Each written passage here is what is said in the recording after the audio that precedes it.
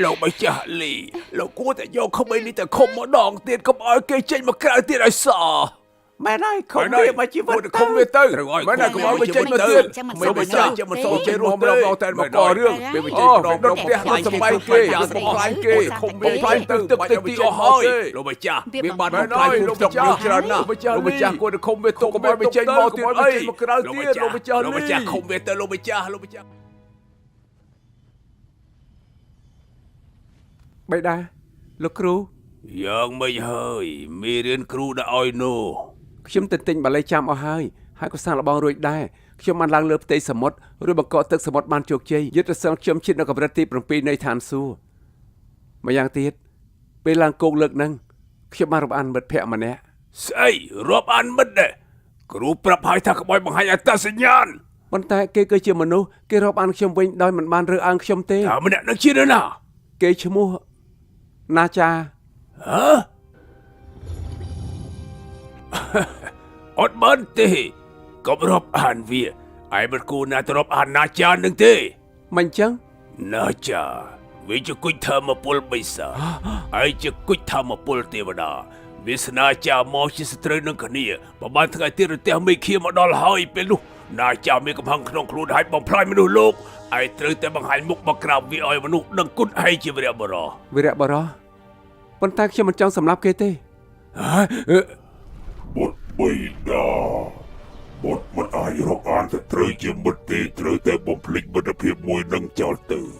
វាស្ដាបានចាមកហើយថាគុយថាបពលទាំងពីរត្រូវជាសត្រូវនឹងគ្នាបុតត្រូវតែទទួលស្គាល់រឿងនេះទៅ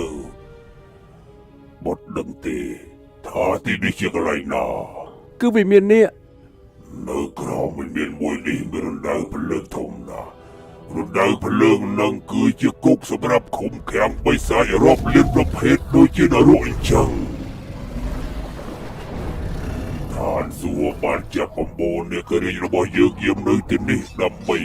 កុំឲ្យបិសាចទាំងនោះឡើងទៅឋានមនុស្សបង្ករឿងឈ្មោះជាអ្នករាជបានតែល្អស្ដាប់ទេ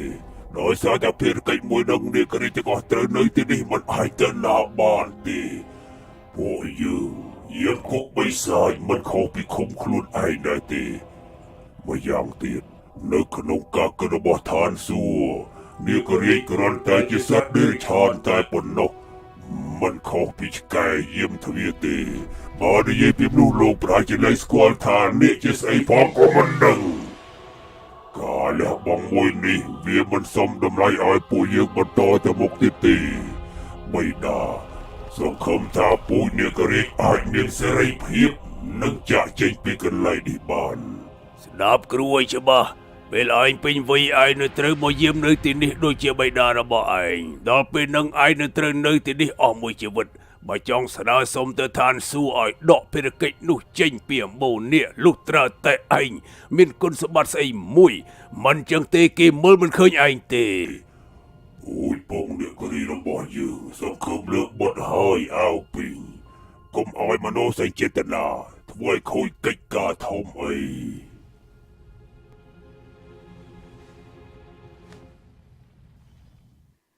គ្រប់គ្នាថាខ្ញុំ